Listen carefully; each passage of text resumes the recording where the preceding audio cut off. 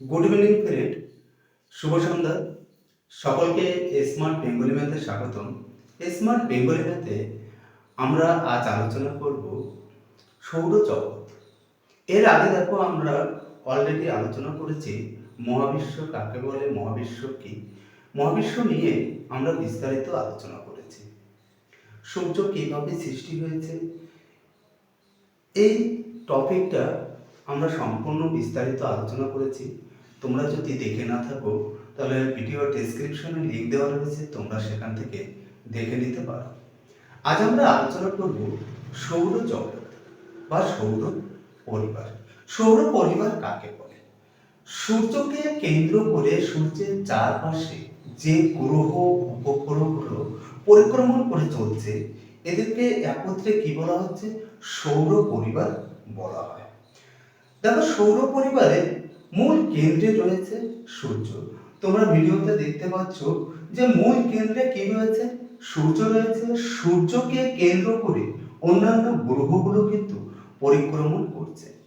Actually আমরা যে ভিডিওটা এখানে দেখতে পাচ্ছি, সেই ভিডিওতে দেখো সূর্যকে মাঝে রয়েছে আর অন্যান্য গ্রহগুলো কি করছে? তার চতুর্পাশে পরিক্রমণ করছে। আমরা যদি খেয়াল করি, অ্যাকচুয়ালি কি এইভাবে সূর্যকে পরিক্রমণ করে? নিশ্চয়ই না। সূর্যকে পরিক্রমণ করে কিভাবে? দেখো, পেঁচালো অবস্থায়। 3D প্রিন্টারে যদি আমরা দেখি, 3D ভিডিওটা যদি খেয়াল করি, দেখবি সূর্যের চারপাশে কি করছে? পেঁচালো অবস্থায় ঘুরছে। কারণ কি রয়েছে? সূর্য যেদিকে যাচ্ছে আমাদের গ্রহগুলো কিন্তু তার সমকক্ষ রেখেছে, পরিক্রমণ করে সামনের দিকে এগিয়ে চলছে। যেহেতু মহাবিশ্ব বিশাল আকার রয়েছে, এই মহাবিশ্বে কি রয়েছে? সূর্যকে কেন্দ্র করে তার চারপাশে যে গ্রহগুলো রয়েছে, সেই গ্রহগুলো পরিক্রমণ করে চলছে। তাহলে চলো আমরা একটু দেখে আসি এক একটা গ্রহ নিয়ে। দেখো, আমাদের সূর্যের চারপাশে যে গ্রহ রয়েছে, এই গ্রহকে প্রধানত দুটি ভাগে ভাগ করতে পারে। কি কি রয়েছে? একটা রয়েছে অন্তস্থ গ্রহ আর একটা রয়েছে বহিস্থ গ্রহ। তাহলে গ্রহ কয়টি রয়েছে? গ্রহ রয়েছে 8টি। কয়টি গ্রহ রয়েছে? 8টি গ্রহ রয়েছে। আরেকটি গ্রহ, যেটা আগে আমরা গ্রহ বলতে পারতাম, এখন কিন্তু তাকে গ্রহ বলতে পারি না। কেন পারি না? কারণ তখন যে গ্রহটা ছিল প্লুটো, নাসা থেকে সেটাকে গ্রহ হিসেবে আখ্যা দিয়েছে। পরবর্তী কি করেছে? এই প্লুটোকে আবার বামন গ্রহ হিসেবে আখ্যা দিয়েছে। তাহলে আমরা সেই বিষয়ে পরে আসছি। আগে আমরা জেনে নেব যে সূর্যের চারপাশে যে গ্রহগুলো রয়েছে, এই গ্রহগুলোকে দুটি ভাগে ভাগ করা যায়। একটা হচ্ছে অন্তস্থ গ্রহ আর একটা হচ্ছে বহিস্থ গ্রহ। এবার দেখো, আমি ছবি এঁকে বোঝানোর চেষ্টা করছি।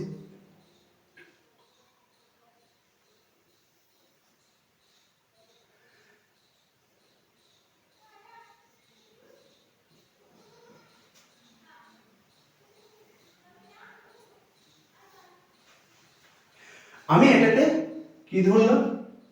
সূর্য ধরলাম।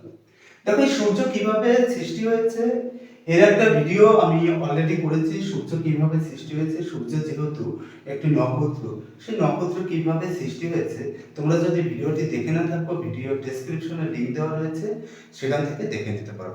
আর ভিডিও যদি ভালো লাগে অবশ্যই চ্যানেলটিকে সাবস্ক্রাইব করে রাখবে আর বেল আইকন বাটনটি টিপে দেবে। চলো তাহলে আমরা দেখে আসি। দেখো, সূর্যের একদম কাছে যে গ্রহটি রয়েছে তাকে কি বলা হচ্ছে? তাহলে শুক্রের নিকটতম গ্রহ কি বলা হচ্ছে? বুধ। তাহলে কি বলা হচ্ছে? বুধ রয়েছে একেবারে সূর্যের নিকটতম গ্রহ। সূর্য থেকে বুধের দূরত্ব কত রয়েছে? দেখো, সূর্য থেকে বুধের দূরত্ব রয়েছে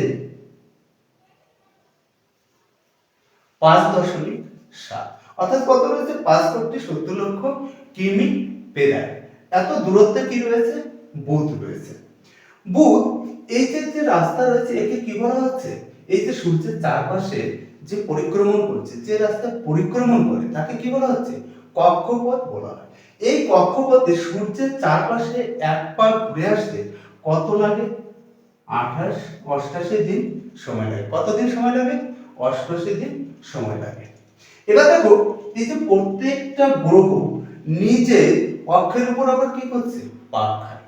এই যে নিজের অক্ষের উপর পাক খেতে বুধের কত সময় লাগে, 58 দিন। কতদিন সময় লাগে, 58 দিন সময় লাগে। তাহলে দেখো সূর্য থেকে বুধের দূরত্ব পেয়েছি, পরিক্রমণ পেয়েছি, আবর্তনকাল পেয়েছি। সূর্যের নিকটে রয়েছে যেহেতু, তাহলে বুধের উষ্ণতা অনেক বেশি হবে। তাহলে বুধের উষ্ণতা কত রয়েছে, বুধের উষ্ণতা রয়েছে 450 ডিগ্রি সেলসিয়াস। কত রয়েছে, 450 ডিগ্রি সেলসিয়াস। তোমরা দেখতে পাচ্ছ আমি কিন্তু একদম ডিটেলসে বলে দিচ্ছি। এবার দেখো এই যে বুধের যে গ্রহটা রয়েছে এত উষ্ণতা হওয়ার কারণ কি রয়েছে, এত তো সূর্যের কাছে রয়েছে, এবং এই যে যে গ্রহগুলো সৃষ্টি হয়েছে, গ্রহগুলো কিভাবে সৃষ্টি হয়েছে, মহাজাগতিক গ্যাস ধূলিকণা নিয়ে যে মেঘের একটা স্তর সৃষ্টি হয়েছিল, তার থেকে কি রয়েছে সূর্য সৃষ্টি হয়েছে। সূর্যের থেকে কি রয়েছে যে অবশিষ্ট অংশগুলো ছিল, ধূলিকণা, মেঘ, এইগুলো নিয়ে কি রয়েছে, গ্যাস নিয়ে এই বুধটা সৃষ্টি হয়েছে। তাহলে আমরা বুধ সম্পর্কে বিস্তারিত জানলাম। এরপরে জানবো বুধের পরে কি রয়েছে, বুধের পরে রয়েছে শুক্র গ্রহ।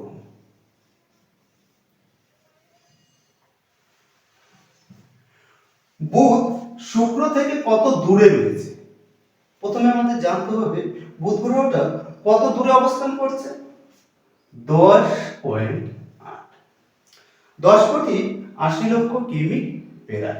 এত দূরে কি রয়েছে, শুক্র গ্রহটা রয়েছে। শুক্র গ্রহ যে কক্ষপথে ঘুরে আসছে, সূর্যের চারপাশে ঘুরে আসতে সময় লাগে কত, 243 দিন। কতদিন সময় লাগছে পরিক্রমণ, 243 দিন। নিজের অক্ষের উপর এক পাক খেতে শুক্রের কতদিন লাগে, 225 দিন।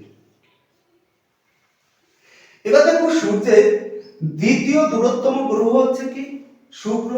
দ্বিতীয় দূরত্বম গ্রহ থাকা সত্ত্বেও সূর্যের উষ্ণতা সব থেকে বেশি এবং উজ্জ্বলতম নক্ষত্র বলা হয়। এর উষ্ণতা কত রয়েছে, 475 ডিগ্রি সেলসিয়াস। তাহলে উষ্ণতা কত রয়েছে, 475 ডিগ্রি সেলসিয়াস। তাহলে সব থেকে উষ্ণতা বেশি কোন গ্রহে, শুক্র গ্রহে সব থেকে উষ্ণতা বেশি হচ্ছে। কত উষ্ণতা, 475 ডিগ্রি সেলসিয়াস।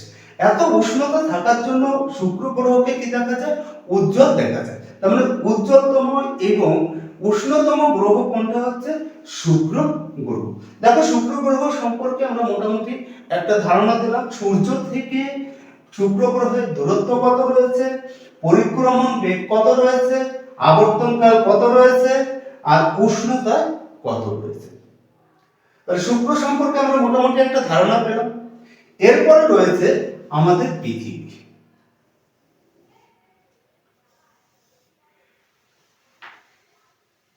পৃথিবী সম্পর্কে আমরা বিস্তারিত পরে আলোচনা করব।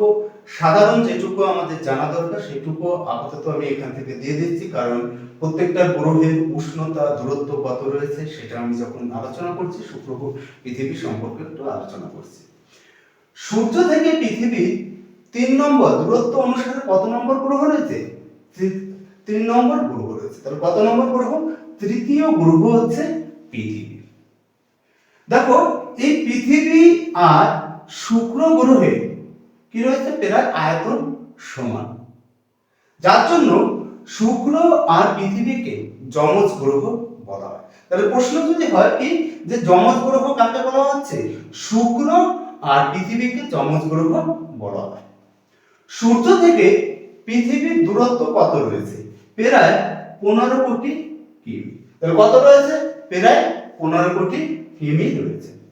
এবার দেখো সূর্য চারপাশে পৃথিবী যখন ঘুরে আসছে, যে কক্ষপথে ঘুরছে, তাহলে পৃথিবী সূর্যের চারপাশে একবার ঘুরে আসতে কত সময় লাগে, 365 দিন সময় লাগে। একে কি বলা হচ্ছে, পরিক্রমণ বেগ বলা হয়। পৃথিবী নিজ অক্ষের উপর একবার ঘুরে আসতে কত সময় লাগে, 23 ঘন্টা 56 মিনিট 4 সেকেন্ড। তাহলে কত সময় লাগছে, 23 ঘন্টা 56 মিনিট 4 সেকেন্ড সময় লাগে। এবার দেখো পৃথিবীর উষ্ণতা, গড় উষ্ণতা কত ধরা হয়? গড় উষ্ণতা হচ্ছে 22 প্লাস কত রয়েছে, প্লাসের দিকে 22°C। মোটামুটি পৃথিবী সম্পর্কে একটু ধারণা দিয়ে রাখলাম। এরপরে আমরা পৃথিবী সম্পর্কে বিস্তারিত আলোচনা করব। যদি আমাদের ভিডিওগুলি ভালো লাগে অবশ্যই চ্যানেলটিকে সাবস্ক্রাইব করে রাখবে আর বেল আইকন বাটনটি টিপে দেবে। এরপরে রয়েছে চতুর্থ নম্বর গ্রহ। চতুর্থ নম্বর গ্রহ কি রয়েছে? মঙ্গল গ্রহ।